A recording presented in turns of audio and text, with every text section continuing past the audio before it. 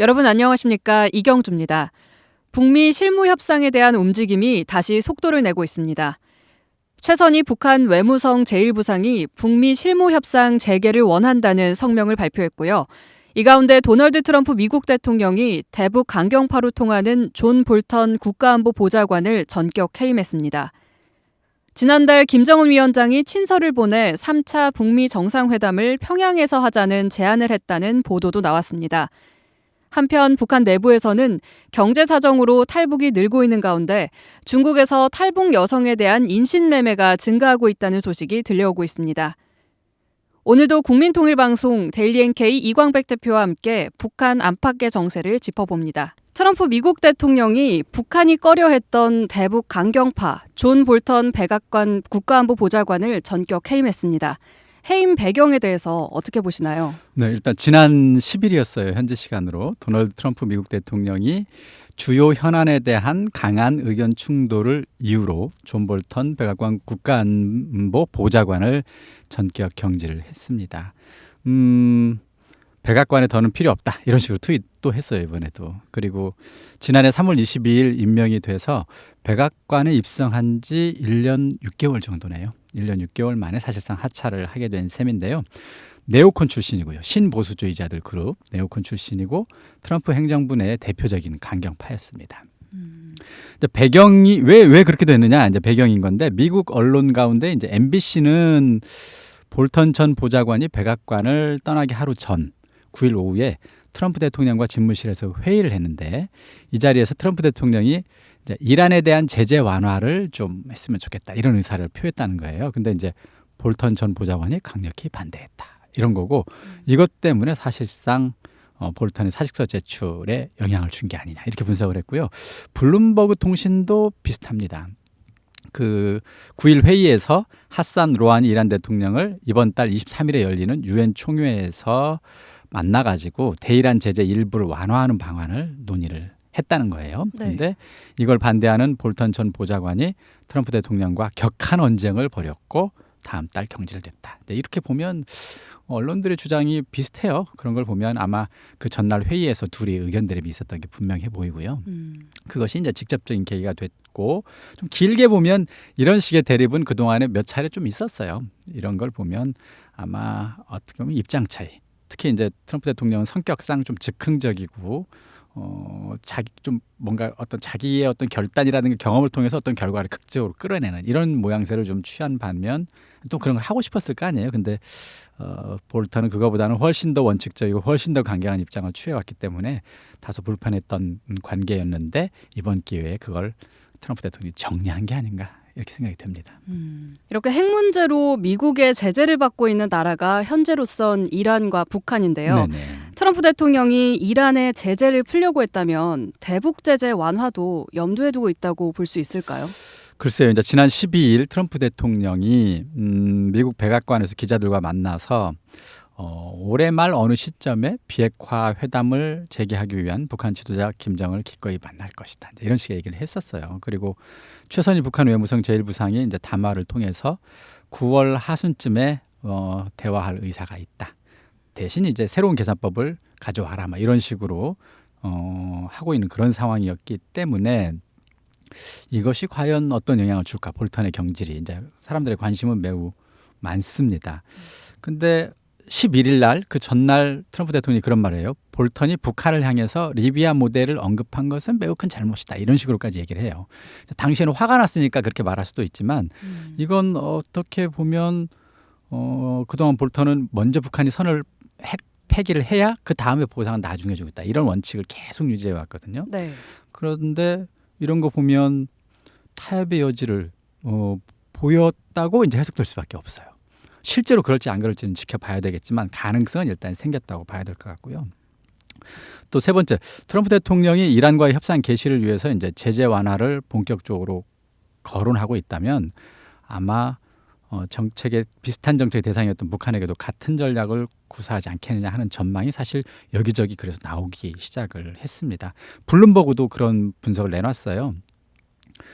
볼턴 보좌관이 경질이 됐는데 적대국에 대한 제재 완화에 강력히 반대해온 사람인데 이 사람만큼 강력히 반대할 사람이 거의 없어졌어요. 네. 그렇다면 아마 이달 중에 열린 북한과의 비핵화 협상 전망도 밝아졌다고 봐야 된다. 이런 식의 전망을 하고 있거든요. 그래서 전망은 일단 그렇게 하고 있고 또 가능성이 높아졌기 때문에 지켜봐야 되는데요. 그래도 결과는 봐야 되겠죠. 네. 그렇죠.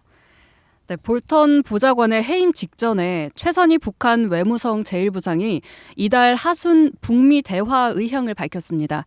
시점이 좀 미묘한데요. 북한의 제안 어떻게 보십니까? 네, 일단 최선희 북한 외무상 제1부상이 9일 날이었죠. 미국 측과 하순경에 9월 하순경에 합의되는 시간과 장소에서 마주 앉아 토론할 의향이 있다. 대신 그 전에 언급을 한 내용은 어떤 거냐면 올해 4월 최고인민회의 시정연설에서 김정은 국무위원장까지 일단 인내심을 발휘해서 올해 말까지는 미국의 용단을 지켜보겠다 이런 의사를 표시를 했거든요. 이제 그걸 언급했어요. 그래서 올해 말까지는 우리 장군님이 기다릴 테니까 9월 말쯤에 실무협상 한번 해야 되지 않느냐 이런 뜻이에요. 대신 조건을 걸었죠. 과거와 같은 식의 계산법 이런 것을 여전히 만지작거리고 있다면 회담 안 할 거고 근데 바꿀 의향이 있으면 나와라 이런 식의 압박을 일단 넣은 상태입니다. 그래서 외교가에서는 근데 북한이 그렇게 나온 이유가 미국이 얼마 전에 스티븐 비건이 이대로 가면 북미 대화의 창이 닫힐 수도 있다 이런 얘기를 한번 했었어요. 대학교 강의에서. 이제 이것 때문에 북한이 약간 이러다가 우리 대화도 못하는 거 아니야? 이것 때문에 쫓겨서 나왔다고 분석하는 사람도 있어요. 그런데 이제 제가 볼 때는 경제 제재가 지금 길어지고 있습니다. 네. 그것 때문에 중국에서 북한으로 들어가는 수입량도 조금씩 줄고 있을 뿐만 아니라 북한에서 중국으로 수출하는 수출량은 90% 가까이 줄었어요. 이게 사실상 북한 당국의 대부분 통치자금일 가능성이 높거든요.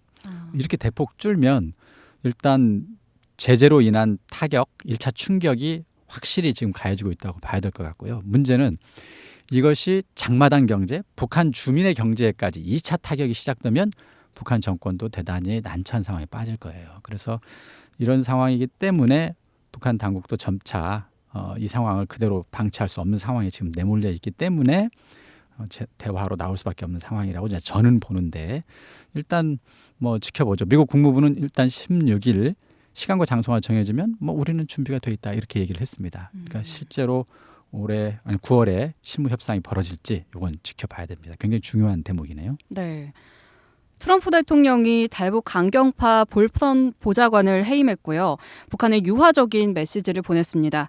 북한도 전제 조건을 달기는 했지만 북미 실무 협상 재개를 언급했는데요. 대화 재개를 위한 분위기가 마련되고 있다고 보시나요? 최선희 외무상은 조건을 걸었잖아요. 미국이 생각을 바꿔오라 이런 거잖아요. 근데 사실은 그건 이제 일방적인 것이고요. 대화 재개의 분위기를 조성하려면 두 나라가 동시에 다 입장을 어느 정도는 조정을 해야 될 겁니다. 첫째는 미국의 입장 변화죠. 비핵화 후에 보상을 하겠다 이런 원칙을 조금 완화해서 어느 정도 쪽 비핵화를 완전히 안 하더라도 부분적으로 비핵화를 하면 부분적 보상을 주는 이런 원칙을 견지하면서 서로 간의 어떤 입장 조율을 하겠다는 이런 가능성을 가지고 이렇게 입장 변화를 해야 대화 재개가 가능할 거라고 보고요. 북한도 그러면 똑같죠. 북한의 입장 변화도 필요해요. 그래서 미국과 국제사회가 원하는 수준과 속도에 어느 정도는 맞춰줘야 된다는 거예요. 지금처럼 거의 흉내만 내고 네. 특히 북한 핵 보고서 제출하라고 계속 하는데 아무것도 안 하고 있잖아요. 그런 것을 어느 정도 맞춰줄 거냐. 이것도 북한이 약간은 전향적인 입장 변화가 있어야 됩니다. 이 두 가지가 동시에 진행이 돼야 실무 협상에 진전이 있을 거고요. 네. 실무 협상에서 진전이 있어야 정상회담이 될 거거든요. 그래서 분위기는 일단 이 두 가지 두 나라의 입장 변화가 필요한데 미국은 아까 얘기했던 것처럼 볼턴 경질이라든가 뭐 이런 여러 가지 것들로 입장 변화가 조금씩 눈에 띄는데 북한은 아직 그게 확실치 않아요. 그래서 그것은 좀 더 지켜볼 대목입니다. 이런 가운데 8월 셋째 주에 김정은 위원장이 트럼프 대통령에게 비공개 친서를 보내서 평양에서 정상회담을 제안했다는 보도가 나왔습니다. 북한이 대체 어떤 구상을 하고 있는 걸까요? 네, 김정은 위원장이 지난 8월에 셋째 주쯤 트럼프 대통령에게 비공개로 친서를 보냈는데 그 내용이 그런 거 아니에요? 평양에서 3차 북미 정상회담을 열자. 와라. 그래서 트럼프 대통령을 평양으로 초청한다. 이 내용이에요. 자, 근데 이제 문제는 지난 6월 30일 날 판문점에서 둘이 만났었잖아요. 그런데 그때 곧 실무회담을 3주 내에 하기로 막 해놓고는 아직도 안 돼 버렸어요. 네. 그래서 이걸 보면 실무회담을 위한 협상에서 서로의 입장 차이를 이제 좁히지 못한 상황에서 북한이 지금 제안을 한 거거든요. 이걸 보면 제가 볼 때 의도는 그런 거예요. 실무협상이 진전이 없다는 것은 아까 얘기했던 것처럼 북한이 국제사회나 미국이 요구하는 수준의 비핵화에 실제 어떤 양보를 어느 정도는 해야 이제 실무협상이 진행되는데 이게 안 된다는 거 아니에요. 네. 그럼 그러고도 뭔가 대북 제재는 좀 풀고 싶은 이런 거죠. 근데 이러려면 한 가지 방법이 있습니다. 어떤 거죠? 일종의 국제사회가 실질적인 진전이 안 되더라도 뭔가 관심을 가질 만한 이벤트를 한다면 가능하죠. 그러니까 만약에 트럼프 대통령이 평양으로 가게 된다면 그 비핵화의 협상 내용과는 전혀 무관하게 역사적 사건으로 전 세계 주목을 받게 될 겁니다. 최초니까요. 그렇죠. 적대국의 두 정상이 그것도 평양에서 만난다? 네. 그러면 그것을 트럼프 대통령이 한번 생각해 볼 거 아니에요? 이게 자기 내년 대통령 선거에 구체적인 성과가 비핵화의 실질적 성과가 없어도 요 자체로 주목을 받을 수 있다면 나쁘지 않아 이렇게 만약에 판단한다면 그리고 김정은으로서는 그런 어떤 이벤트를 할 때 은근슬쩍 비핵화의 실질적 진전은 안 하더라도 자기들이 양보할 수 있는 정도 옛날에 영변은 폐기하겠다고 했거든요. 네. 자, 영변 폐기할 테니 제재 완화를 조금 더 해줘. 그렇게 해서 어느 정도 성과 대가를 바랄 수 있는 정도 이 정도만 되면 그 이벤트도 나쁘지 않다고 볼 수 있습니다. 아마 그런 차원에서 제안을 했던 것일 수도 있다고 보는데 일단 문제는 16일 날 트럼프 대통령이 아직 가야 할 길이 남았다. 준비가 돼 있지 않다 해서 일단 거부했습니다. 네. 조금 더 지켜봐야겠네요. 네. 네. 김정은 위원장도 그렇고 트럼프 대통령도 정치적으로 정상회담을 활용하려는 구상을 갖고 있다고 봅니다. 네네. 그렇다면 연내에 3차 북미 정상회담이 열리고 비핵화 문제에 진전을 가져올 만한 협상이 가능하다고 보시나요?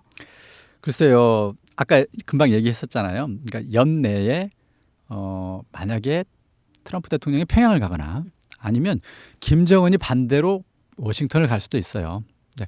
그런 식의 역사적 사건을 연내에 열 경우 그것이 북한은 부분적 제재 완화할 수 있고 숨통을 좀 틔우고 미국으로서는 내년 선거에 긍정적 효과가 판단된다면 그걸 하고 싶은 유혹은 양쪽 다 느낄 수는 있을 것 같아요. 근데 이제 문제는 트럼프 대통령에게는 그것이 주는 부작용은 있습니다. 왜 실질적 진전 성과도 내지 못하고 비핵화도 내지 못하고 그냥 보여주기식 행사만을 하느냐. 그리고 그 대가로 김정은에게는 경제 제재를 완화해 줬다. 그럼 비핵화는 이제 물 건너 가는 거 아니냐. 이런 비난이 쏟아졌을 경우에 득과 실이 다 있는 거예요. 네. 이제 재보겠죠. 어떤 게 더 나은지를 재보겠죠. 그렇죠. 그래서 만약에 재보게 돼서 이건 아니다. 실질적 성과 없이 합의를 끌어내지 못한 채 이벤트식 정상회담은 아무래도 부담스럽다 판단된다면 실무 협상을 통해서 실질적 진전을 조금이라도 하려고 먼저 작업을 하겠죠. 그래서 근데 그것이 연내에 이루어진다면 가능성이 전혀 없는 건 아니겠고요. 근데 실무 협상에 진전이 없다면 아무래도 연내에 그런 이벤트를 하기에는 부담스러워지고 아마 내년으로 넘어갈 가능성도 있겠죠. 네. 네. 그럼 이어서 북한 내부 소식 살펴보겠습니다. 최근 중국에서 탈북 여성을 대상으로 한 인신매매가 증가하고 있다고 하죠. 네. 지난 12일 중국에 있는 대북 소식통이 데일리 NK에 전해온 소식인데요. 북한 여성에 대한 인신매매가 점점 늘어나고 있는 추세다 이렇게 주장을 했고요. 또 최근에 아버지, 아들 포함해서 가족들이 함께 강을 건넜었는데 이 중에 어머니가 인신매매가 된 안타까운 일도 벌어졌다 이렇게 얘기를 했고요. 그리고 그분은 어떤 식으로 분석을 했냐면 이 강을 건너는 북한 사람들이 지금 많은데 중국에서 한국이나 제3국으로 가는 루트가 이게 많이 차단돼 가지고 인신매매가 급증한 것이 아니냐 자기는 그렇게 생각한다 이런 식으로 주장을 했었습니다. 그리고 이제 또 하나는 북한 내부의 경기가 안 좋아지면서 올해 들어 4월 이후로 갑자기 강을 건너는 사람이 늘어났다 이런 주장도 해요. 이건 굉장히 눈에 띄는 대목인데요. 네. 그러다 보니까 중국 공안 당국의 감시, 체포 활동 이런 것 때문에 이제 제3국으로 가지 못하는 사람 발이 묶여서 탈북자들이 이제 막 그 안에서 불어나는데 그러다 보니 인신매매도 같이 늘어나고 있다. 그러니까 이건 좀 구체적으로까지 그분이 얘기를 하셨는데 처음에는 브로커들이 한국행을 도와준다는 거예요. 네. 그렇게 해서 돈을 벌어야 되니까. 근데 그렇게 저렇게 하지만 중국에서 한국까지 가기가 어려워지다 보니까 자연스럽게 그러면 임신매매라도 해서 돈을 벌어야지 이렇게 생각하면서 임신매매에 눈을 돌리는 브로커들도 나오고 있다. 자, 이런 식입니다. 그리고 이제 마지막으로는 소식통에 따르면 탈북 여성들은 이제 중국에 있는 술집, 안마방, 그다음에 화상 채팅 등 업소에 한국 돈으로 하면 한 1,500만 원 정도 이런 비용을 받고 팔려 나가고 있다고 하고요. 농촌에 있는 중국 남성에게 이제 팔려가는 경우는 한 1,000만 원 이상의 가격으로 지금 팔려 나가고 있다는 것입니다. 남성, 여성 구분 없이 다 팔려가는데 그래도 여자들이 더 팔려 나가는 비중이 더 큰 거죠. 그럴 수밖에 없는 것 같고요. 그리고 강을 건너는 사람의 압도적인 다수가 여성들이라고 합니다. 그러다 보니 아무래도 여성 인신 매매 수가 많을 수밖에 없는 거고요. 네, 이런 인신매매 행위는 90년대 중후반 식량난 시기에 많았다가 네. 2010년대에 들어서 줄어든 것으로 알고 있는데요. 다시 급증하고 있다고 볼 수 있을까요? 네, 일단 그 몇몇 소식통들의 주장은 그런 거예요. 그 고난행군 시기에는 사실 인신매매 행위가 너무 많았었는데 2010년대까지는 이제 줄어들었다는 거예요. 그런데 이제 2010년대 들어서 다시 기승을 부리는 모양새다 이런 건데요. 일단 여러 가지가 영향을 미치는 것 같아요. 그 중에 하나는 중국 내에도 그 신분증 시스템이 발전을 하게 돼 있잖아요. 네. 그 중에 대표적인 게 하나가 이제 승객들 IC 전자 칩이 담긴 신분증을 다 가지고 다니나 봐요. 그래서 그게 버스에서 이제 신분증 검사할 때 옛날에는 그냥 대충 사람들이 와서 경찰이 그냥 쭉 보고 신분증 검사를 하는 그런 상황이었는데 지금은 IC 칩으로 신분증 검사를 띡띡띡 다 이렇게 한다는 거예요. 그럼 북한 주민 탈북민들이 이제 신분증 위조를 옛날에는 해도 잘 안 네. 걸리잖아요. 육안으로 확인하니까. 근데 그렇죠. 지금은 IC 칩으로 하기 때문에 고도로 위조하지 않으면 그 IC 칩에 태그가 안 돼요. 그럼 바로 신분증에 문제가 있네. 바로 잡혀요. 그렇겠네요. 근데 북한 사람이네. 그러면 북송될 가능성이 높아지는 거예요. 이런 것들 때문에 옛날에는 중국 내에서 다른 나라로 가는 게 쉬웠어요. 중국 내에서 이동이 특별히 문제가 안 되잖아요. 신분증만 유지하면 되니까. 근데 지금은 중국 내 이동 자체가 어렵습니다. 그러니까 점점점 체포 또는 북송될 위험이 높아지고 있다는 점 이런 것 때문에 주민들은 더더군다나 중국 내에 떠돌다가 인신매매되는 확률이 더 높아지겠죠. 이런 상황들이 이제 영향을 미치고 있다는 거고요. 그다음에 아까 얘기했던 것처럼 최근에 4월 이후로 북한 내 경제 상황이 악화되면서 강을 건너는 사람이 급증하면서 또 인신매매가 조금 더 늘어나는 추세라는 거고요. 그래서 탈북 여성과 소녀를 인신매매하는 중국 범죄 단체들 이 사람들이 얼마나 돈을 버느냐 이런 보고서도 최근에 나왔는데요. 연간 한 달러로 해서 한 1억 500만 달러 정도의 돈을 번다 이 사람들이. 이건 막대한 돈이잖아요. 와, 네. 이러면서 그중에 10세 이하의 소녀도 피해자로 전락하는 경우도 있다. 이런 보고서까지 나올 정도로 사실 국제사회에 여전히 심각한 문제 중에 하나로 지금 알려져 있습니다. 네, 이렇게 탈북민들에 대한 인권 침해가 계속해서 발생하고 있는데요. 국제사회가 어떻게 대응하고 있고 또 어떻게 해야 이 상황을 극복해 나갈 수 있을지 도움 말씀 주시면 좋겠습니다. 네, 일단 인신매매가 일어나는 중요한 배경 중에 하나는 탈북민들이 중국에 왔을 때 잡히면 다시 북송되는 요 시스템 때문에 그렇다는 거거든요. 그러니까 국제사회나 인권단체 탈북자들이 요구하는 건 그거예요. 만약에 탈북인들이 중국에 오면 이 사람들을 별도로 보호해서 본인의 의사에 따라서 조치를 해달라는 거예요. 북한으로 북송하지 말고 그들은 북송을 원하는 게 아니기 때문에. 네. 그래서 와서 중국인으로 내가 살겠다. 중국에 이민하겠다 하면 중국인 신분증을 주고 중국에 정착해서 살 수 있게 해준다거나 아니면 내가 한국으로 가고 싶다 그러면 한국 대사관이라든가 이런 쪽에 합법적으로 인계를 해서 한국으로 보내준다거나 그러니까 망명지위를 주는 거죠. 네. 이런 식으로 한다거나 이렇게 뭔가 중국에서 탈북자들을 보호하고 그들의 자유의사에 따라서 그들이 하는 것을 지원하는 이런 정책을 써달라는 게 국제사회의 요구입니다. 근데 지금 현재는 북한 당국과의 어떤 조약 같은 것 때문에 탈북민이 넘어오면 그냥 일단 잡히면 다 북한으로 북송을 하는 시기예요.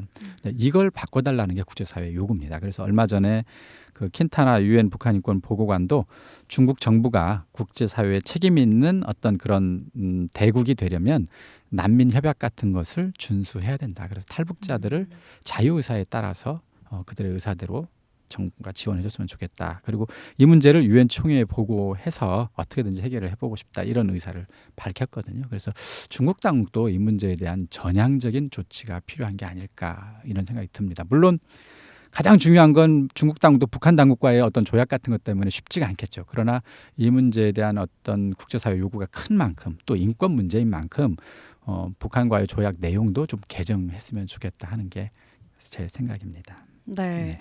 상황이 좀 나아졌으면 하는 바람입니다. 네, 잘 들었습니다. 오늘은 북미 협상에 대한 전망과 탈북 여성을 대상으로 한 인신매매에 대해 살펴봤습니다. 대표님 오늘 말씀 감사합니다. 네, 감사합니다.